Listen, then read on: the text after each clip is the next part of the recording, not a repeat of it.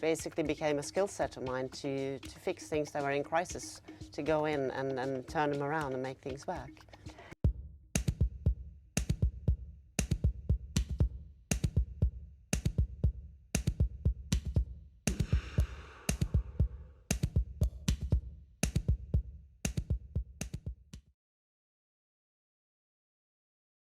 I was really thrilled. You have a powerful background, but the one that really stuck out was this black belt in crisis management and survivor of a cyber attack. Can you tell us, how did you earn this black belt? I think basically it started with me just liking things to work out well. So very early on in my career, I ended up being the one who always sort of stuck my head out when something didn't really work. And I think that's where the training for the crisis management started, though there wasn't really crisis in the beginning. It was more like this urge to make sure that things got back on course and that they would actually end up where we wanted them to be. I think my energy is a bit passionate about speed, making things move forward, and it frustrates me a lot when we don't get anywhere, when we're stuck.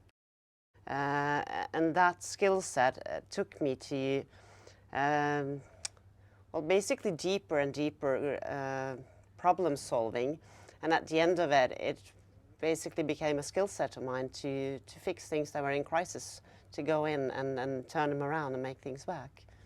And this is something that you have really been able to leverage in your role as Vice President of Technology for Nordic Choice Hotel.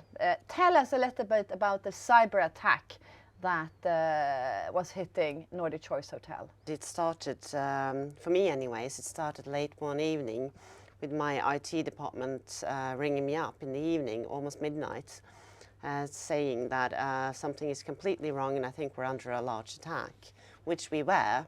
So we obviously didn't sleep much that night, trying to get our heads around what is this, how large is it, who are involved, is someone on the inside involved, how are we going to cope with this, what can we do?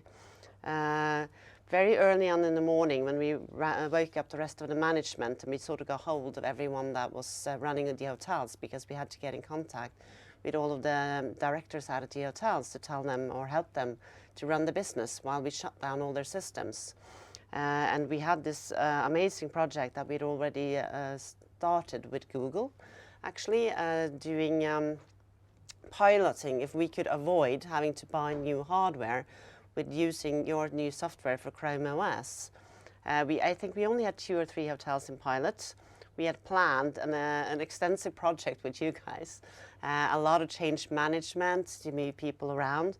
And we decided within a couple of minutes that morning that we thought that our best way to handle this crisis was to fast track that project.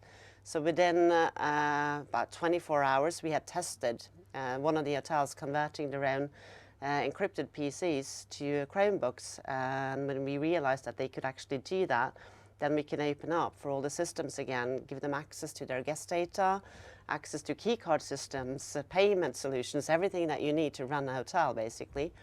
We just did that for all the hotels. So they were told to go out and buy a USB stick, download the software, and they got a one-pager instructing them on how to do it, and they did that within 48 hours. They converted 2,000 PCs to Chromebooks, and that was the main solution to our crisis. That's what got them back on track within 3 to 4 days, which is not very heard of after a cyber attack. Obviously, we had a lot more work to do, and we worked it extensively for 3 more weeks, and then for 2 more months after that again. But the initial solution to the crisis, the way to keep the hotels floating, was this response that was originally a sustainability project on our part, actually, that we were able to leverage on.